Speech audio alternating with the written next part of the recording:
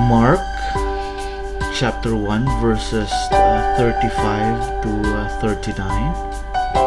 And rising very early in the morning, while it was still dark, he departed and went out to a desolate place, and there he prayed.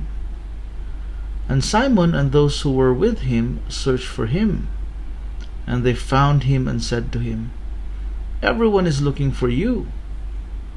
And he said to them, "Let us go on to the next towns, that I may preach there also, for that is why I came out." And he went throughout all Galilee, preaching in their synagogues and casting out demons. May the Lord bless the reading of His Word. Magandang araw po sa ating lahat. Today, bubuksan natin ang Book of Mark, particular ang chapter 1 verses 35 to 39. At sa ating paglalakbay sa mga talatang ito, makikita natin hindi lang ang ginagawa ni Jesus, kundi ang puso ng kanyang ministry. Ang kanyang ministry na hindi para lang magpagaling ng may mga sakit or magpalayas ng mga demonyo, kundi para ipangaral ang salita ng Diyos. The traditional view within the church since the first century is that John Mark wrote this gospel. Siya ay hindi isang apostle, pero isang malapit na kasama ni Peter. According to 1 Peter 5:13, "She who is at Babylon, who is likewise chosen, sends you greetings, and so does Mark, my son." So malapit si Mark sa kay Peter.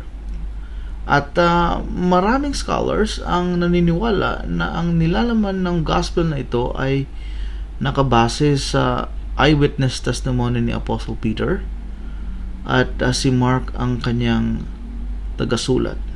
Ibig sabihin, ang mga nakita, ang mga narinig, ang mga naranasan ni Peter ay isinalin ni Mark para ibahagi sa mga mananampalataya, particularly to Jewish Christians in Rome who were suffering from persecution.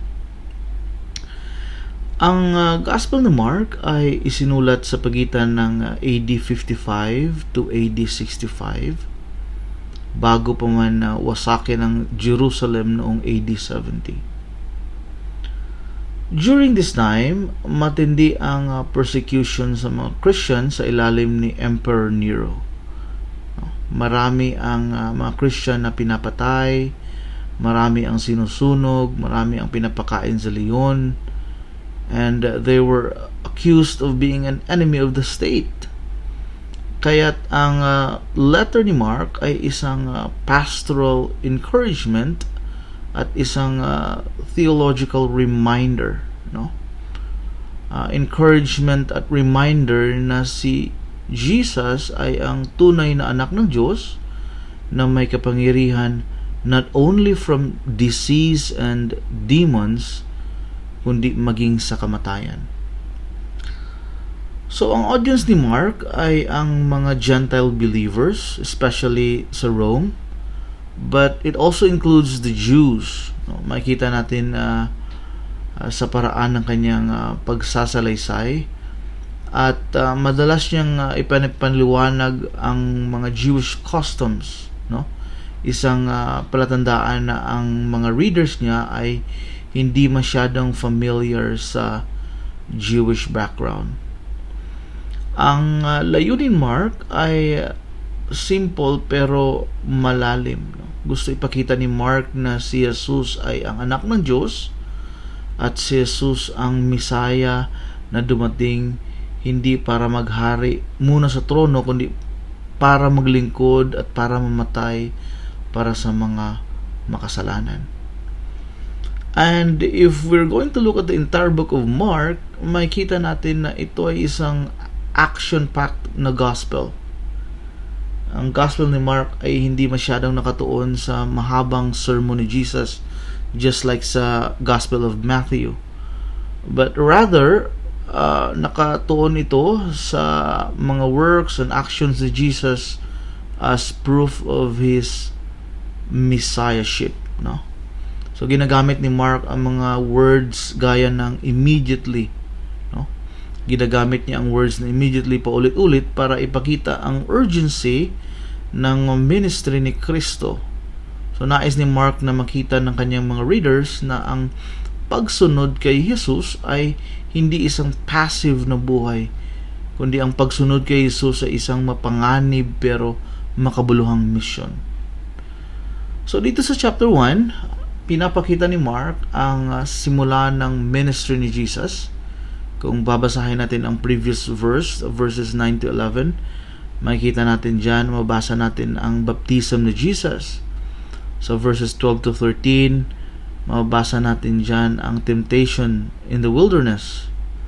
Ang verse 16 to 20, ang call to the disciples. And verse 21 to 34, His first miracles and teachings. Pero sa gitna ng kasikatan, sa gitna ng pagtitipon ng mga tao sa kay Jesus, ano ang ginagawa ni Jesus? Lumayo siya para manalangin. Mabasa natin dito. At dito magsisimula ang ating pag-aaral sa verse 35. So let's pray. Heavenly Father, we come before you acknowledging your authority over all things. Thank you, Lord, for the perfect example of your Son, Jesus Christ. Jesus Christ, who in the midst of His ministry sought you in prayer, nagpapakita ng kanyang dependence on your grace and dependence on your guidance. And as we study this chapter, Lord, chapter 1, verses 35 to 39, open our eyes, Lord, to behold your glory. Open our hearts, Lord, to embrace your will sa aming mga buhay. And you open our minds as well, Lord, to understand your word rightly. May your Holy Spirit open our hearts and illuminate the scriptures, Lord. Convict us, Lord, and empower us to live faithfully in your mission. For we pray all these things in Jesus' name we pray, amen. Verse 35. And rising very early in the morning, while it was still dark, he departed and went out to a desolate place, and there he prayed. Mga kapatid, kung mapapansin natin ang time ng paggising ni Jesus, ang sabi sa passage, very early in the morning while it was still dark. No? And rising very early in the morning while it was still dark. No? Hindi pa sumisikat ang araw, hindi pa gumigising ang karamihan, pero mababasa natin dito na si Jesus gising na siya para manalangin. Jesus, though fully God, was also fully man.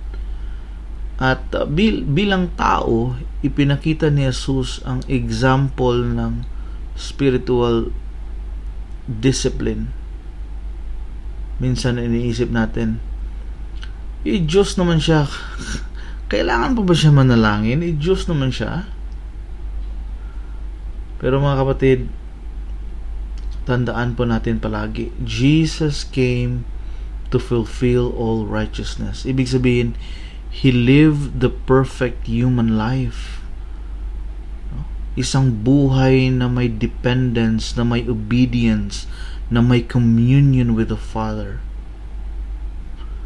Kaya sa kabila ng pagod ni Jesus sa ministry, kasi kung babasahin natin sa previous verses, previous day, verses 32 to 34, no? Pagod si Jesus sa previous day, pero hindi niya pinabayaang malagpasan ang panalangin. Sa halip, mas pinili ni Jesus na gumising ng mas maaga para manalangin in a quiet place.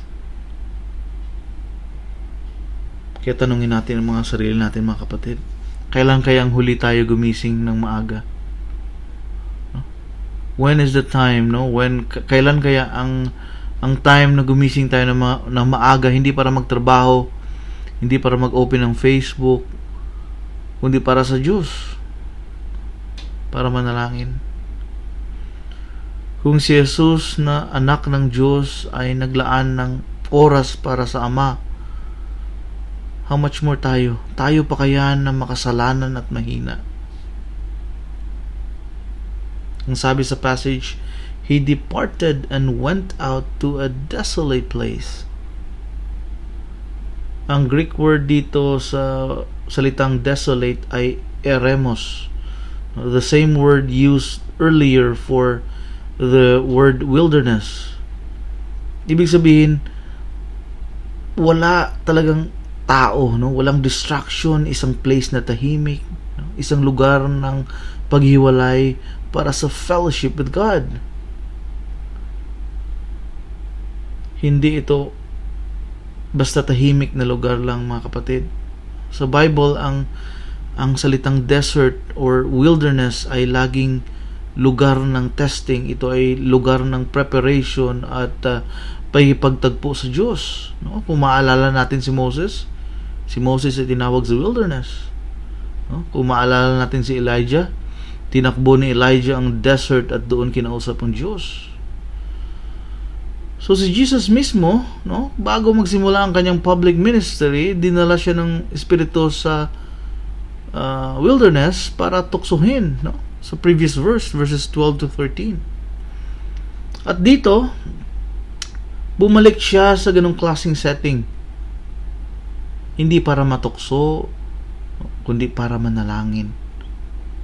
Para magpalakas, para magpakatatag para sa sunod na event ng kanyang ministry. Kaya, mga kapatid, kailangan din nating hanapin ang isang desolate place. Bilang mananampalataya, kailangan nating humanap ng isang place na hindi man ito literal na desert, pero isang lugar na undistracted, no?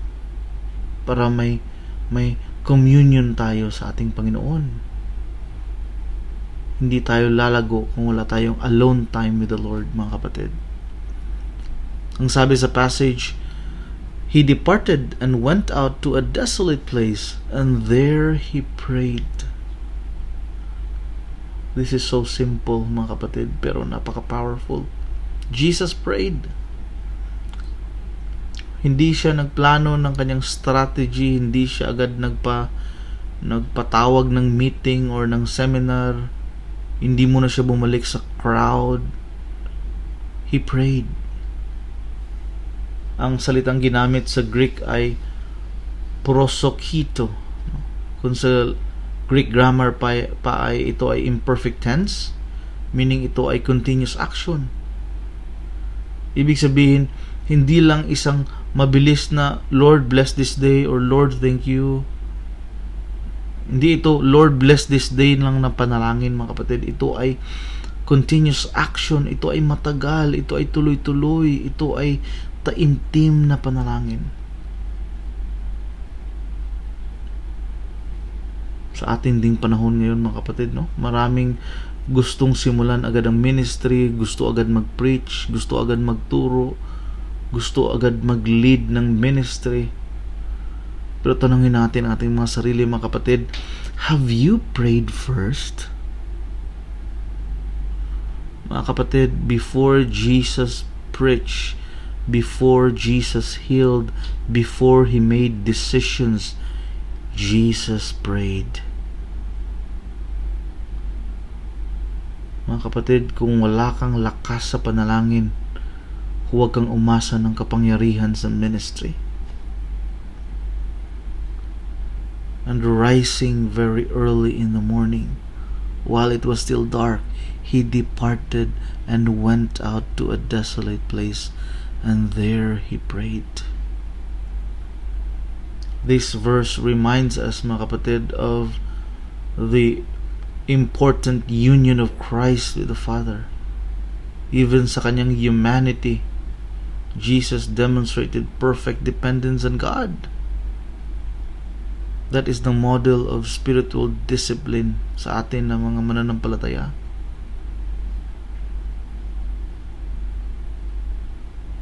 Mga kapatid, kung iisa lang ang matutunan natin mula sa verse na ito, ito ang nais ko na iwan sa inyo, mga kapatid.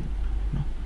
Ang tunay na tagasunod ni Jesus, ang tunay na tagasunod ni Kristo ay inuuna ang panalangin bago ang paggawa. Mga kapatid, hindi tayo tinawag para maging busy lang sa gawain ng Diyos. Tinawag tayo para sa relationship sa Diyos.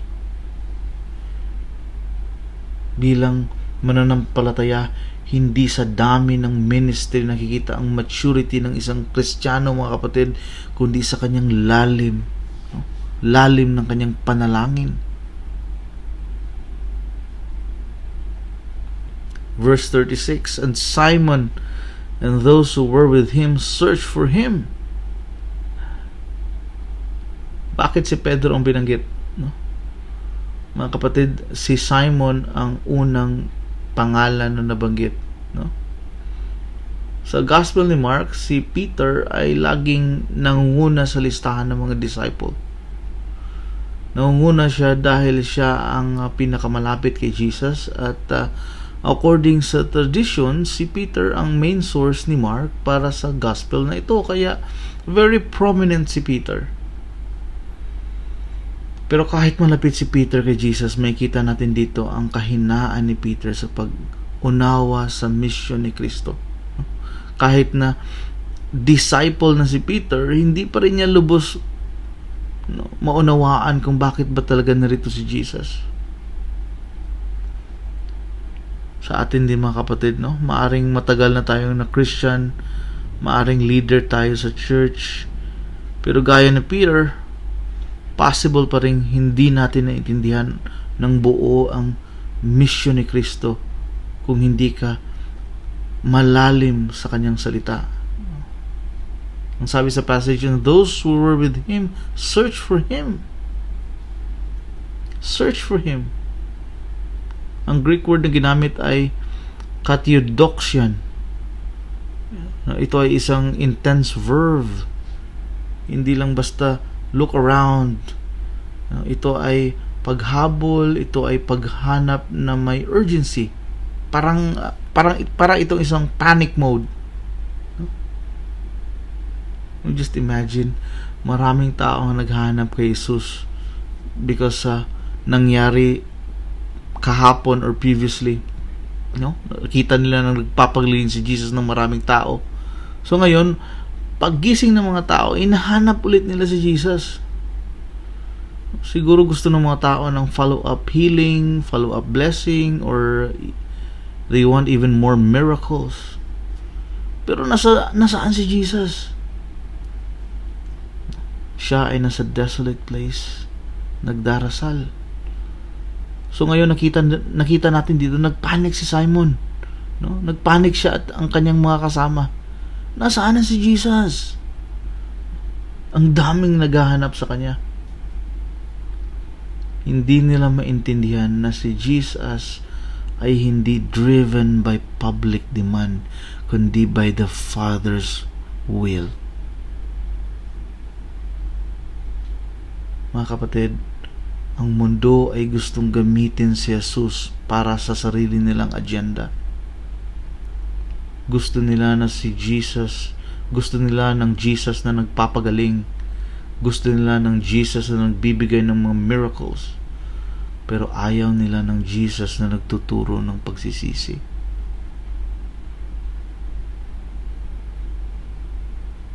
Kaya nga itong searching na word na ito, hindi ito palaging positive, mga kapatid. In fact, if we're going to read Mark chapter 8 verses 11 to 12, may mga naghahanap din ng sign mula kay Jesus but in unbelief.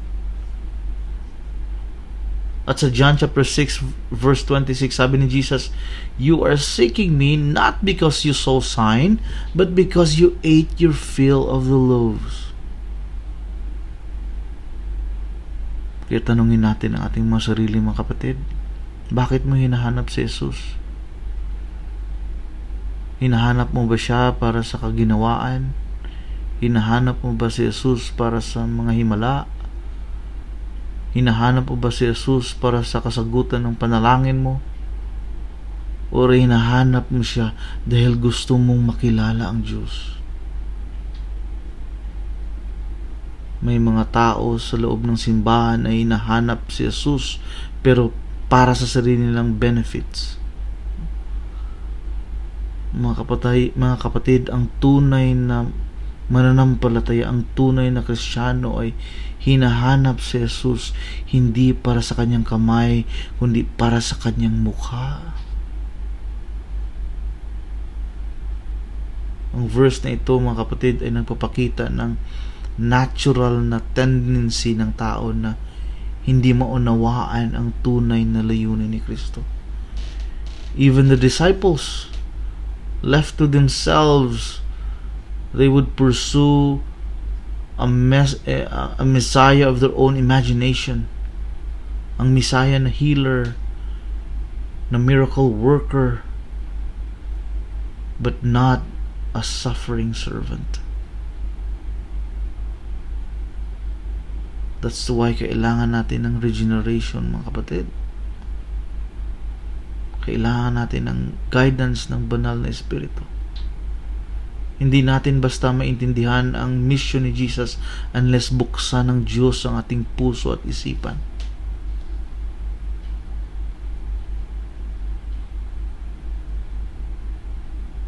Sabi nga sa Luke chapter 24, "Then He opened their minds to understand the Scriptures." Mga kapatid, hindi lahat ng paghahanap kay Jesus ay tama ang motibo. Marami ang naghahanap sa Kanya para gamitin lang siya, hindi para sambahin siya. Even believers. Yes, even church leaders.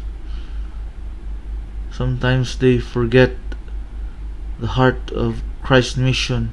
Kapag masyado na silang nakatutok sa crowd, kapag masyado na silang nakatutok sa demand or sa results. Mga kapatid, let's not be like Simon who panicked when the crowd was looking for Jesus. Let's be like Jesus, mga kapatid, who found peace, who found purpose in prayer, not in people's praise. Verse 37, "And they found him and said to him, 'Everyone is looking for you.'" Hinanap nila at nahanap nila si Jesus. They found him. So after some intense searching, nahanap din siya ni Simon at ng mga kasama niya. At anong unang sinabi nila?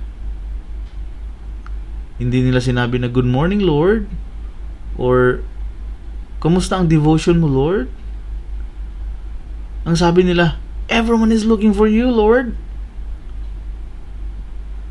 This line may seem harmless, pero kung i-analyze natin ito, may laman ito ng pressure at expectation.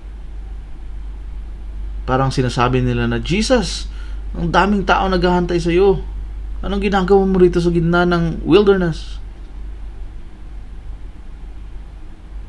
Mga kapatid, dito natin makikita ang isa sa pinakamalaking tukso sa ministry. Yung pressure na nagbibigay, yung pressure na bigyan ng priority ang gusto ng tao kaysa kalooban ng Diyos. The disciples saw the crowd as an opportunity. "Lord, ang daming naghahanap sa iyo. Lord, ang ganda ng turnout. Lord, perfect time para magpagaling ka ulit." But Jesus saw the crowd as a potential distraction if we follow their desire instead of the Father's plan.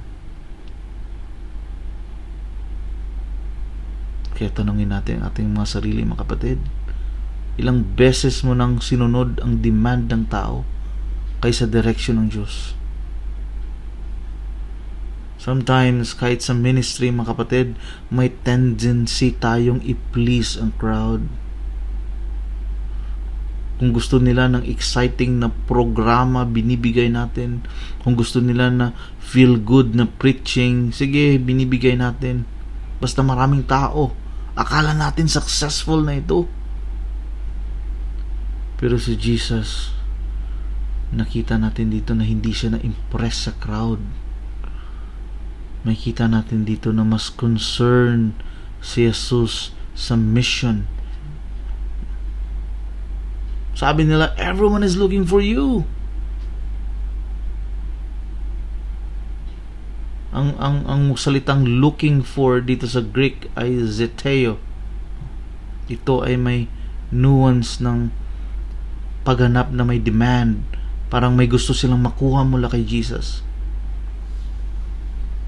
Maraming tao hanggang ngayon, mga kapatid, ang naghahanap kay Jesus.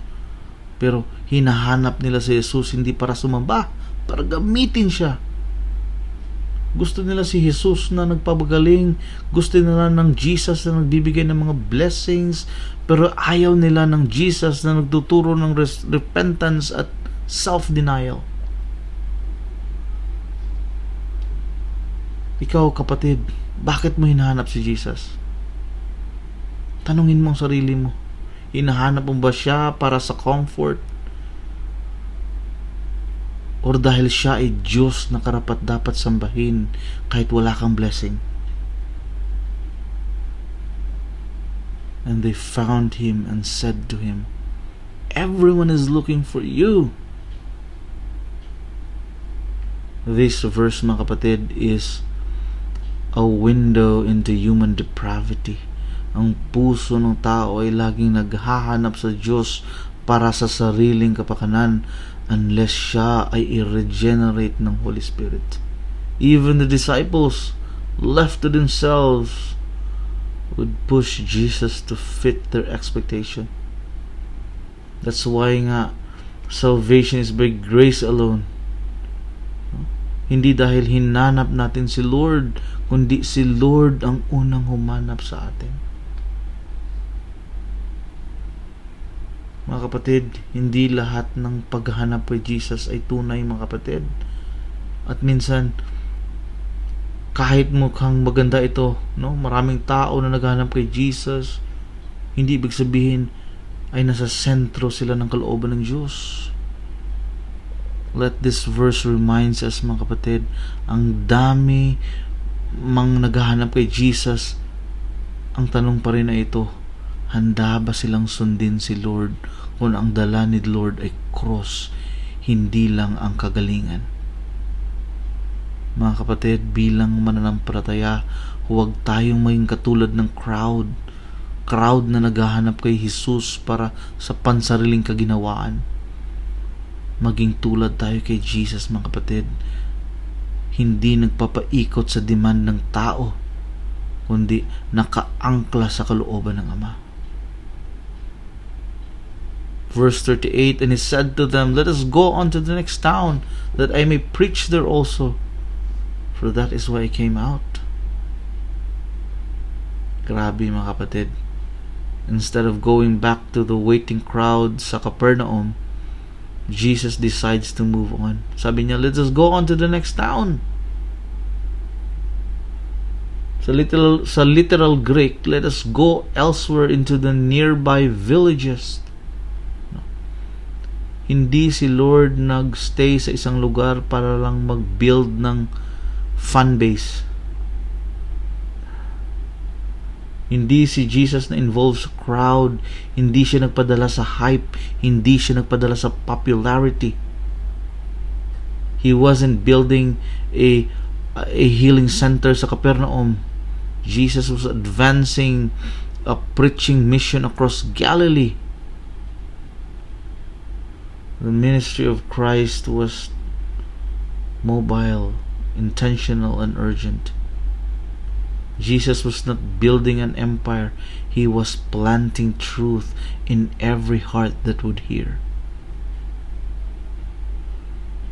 Kaya mga kapatid, tanungin natin mga sarili, are we more focused on settling or sending? Are we content with comfort? Are we content with crowd pleasing? Or are we willing to go where God leads, even if it means leaving what is not, or leaving what's familiar? Mga kapatid, ito ang heart ng mission ni Jesus. Sabi niya sa passage, that I may preach.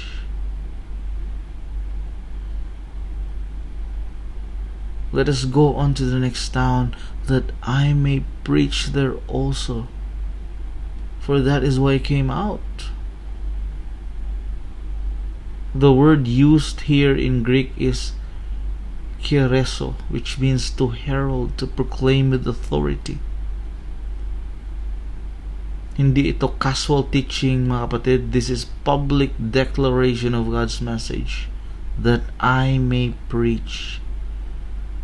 Mula pa sa umpisa, ang mission ni Jesus ay hindi lamang magpagaling ng may sakit, kundi ipangaral ang salita ng Diyos. Kaya kung titignan natin ang previous verses, verse 14 to 15, ito ang summary ng kanyang message.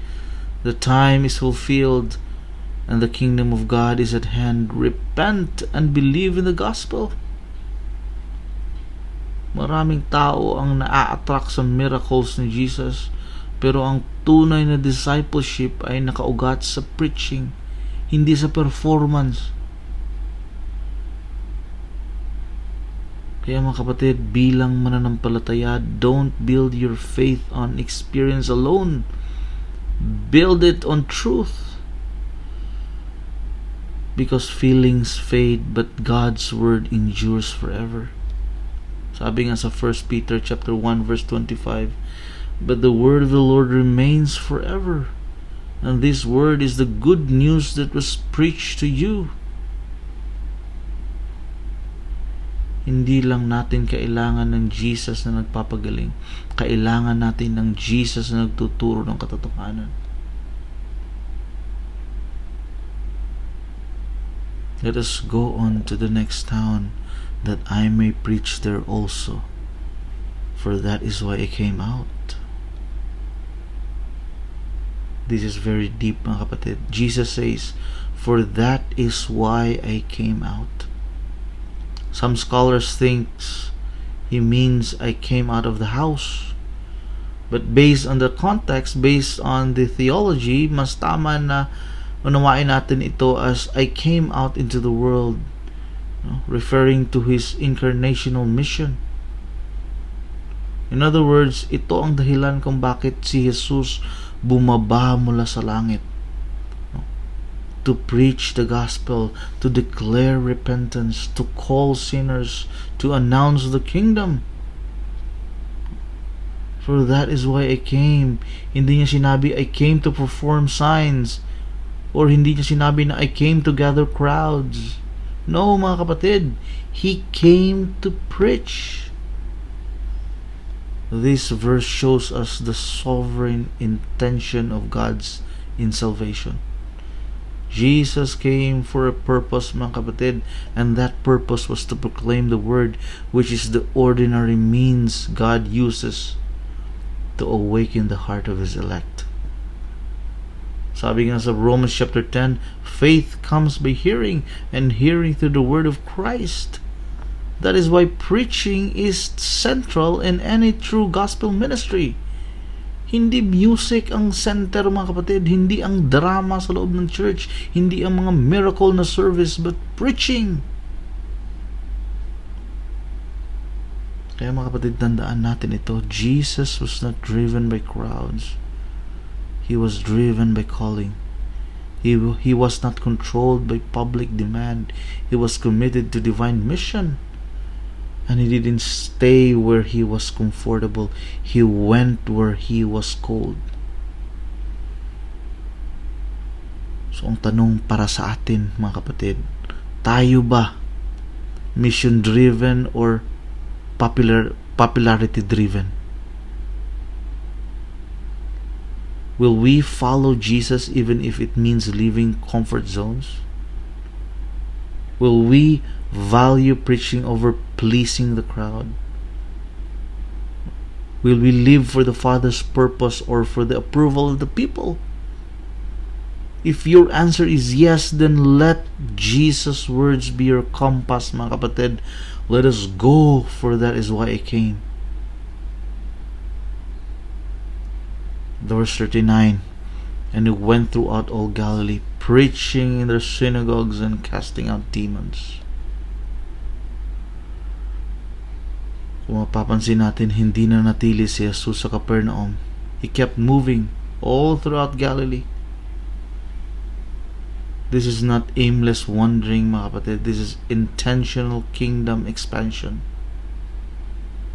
Galilee during this time had around 200 villages and towns. So hindi ito maliit na area, mga kapatid. But Jesus was committed to go. He was committed to proclaim. He was committed to move on. Walang showbiz mentality si Jesus. Hindi siya naghahanap ng spotlight.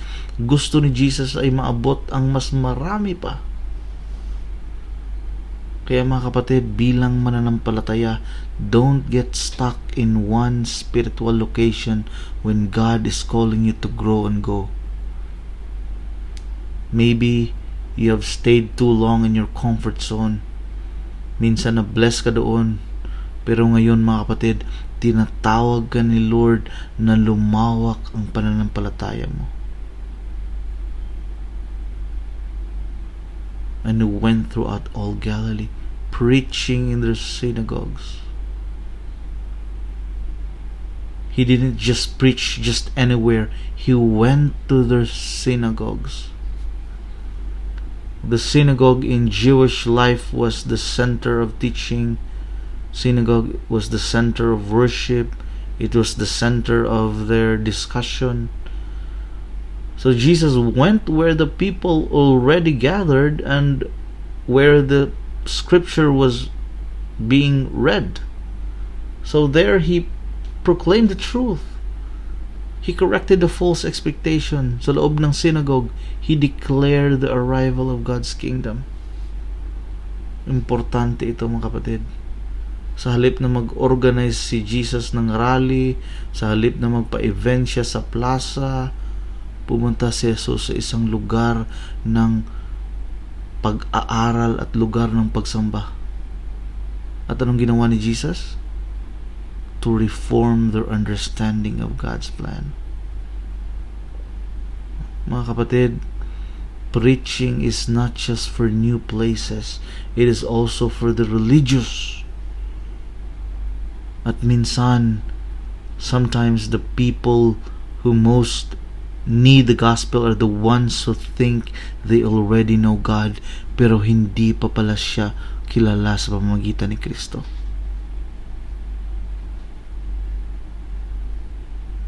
And he went through all Galilee, preaching in their synagogues and casting out demons. Casting out demons. This is very important, mga kapatid. The preaching of Jesus wasn't just words. It came with power. No? So every time Jesus cast out demons, it showed that the kingdom of God was breaking in. It shows that Satan's kingdom was being confronted. No? It shows that Jesus had divine authority. Hindi lang charisma. But notice the order, mga kapatid. Preaching first, then casting out demons. No? Hindi ni Lord inuuna ang signs and wonders. Inuuna ni Lord ang salita. That is consistent sa buong gospel message. Faith comes from hearing the word, not from witnessing miracles.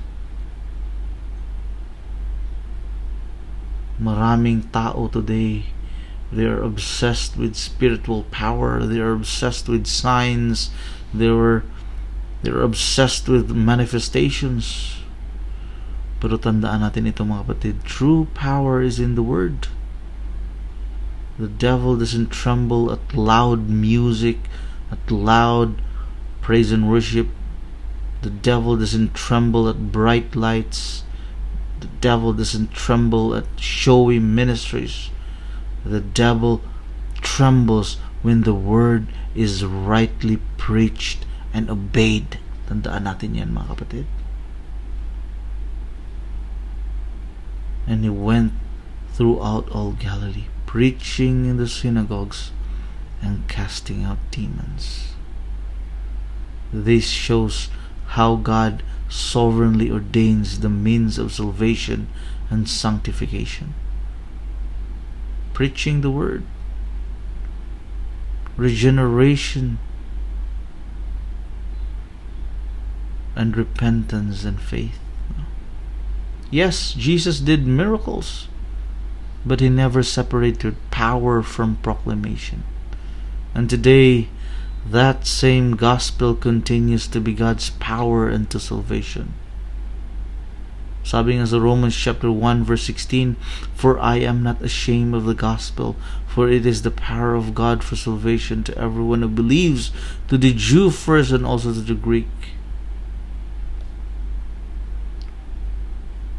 Mga kapatid, this verse wraps up the passage beautifully.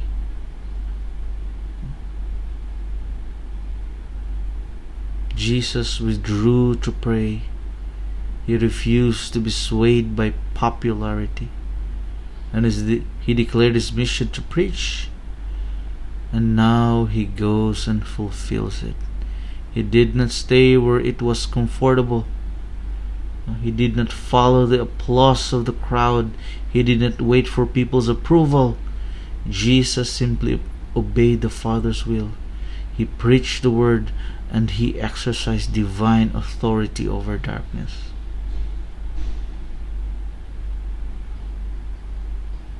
Let us follow the footsteps of our Savior, mga kapatid. Let us go, that I may preach there also, for that is why I came out. And then he went, he obeyed, he preached, and he conquered darkness. Let us pray. Heavenly Father, we praise you for revealing through your Son the pattern of prayer and the pattern of mission. Help us, Lord, to follow your example, seeking you first in our life, in our prayer, relying on your strength and committing ourselves to your mission, to your work na binigay mo sa amin. May your word, Lord, take deep root in our hearts so that we might live lives wholly devoted to your glory and for the advancement of your kingdom. Ikaw po, Lord, ang magbigay sa amin ng strength. Keep us faithful until we see you face to face. For in Jesus' name we pray. Amen.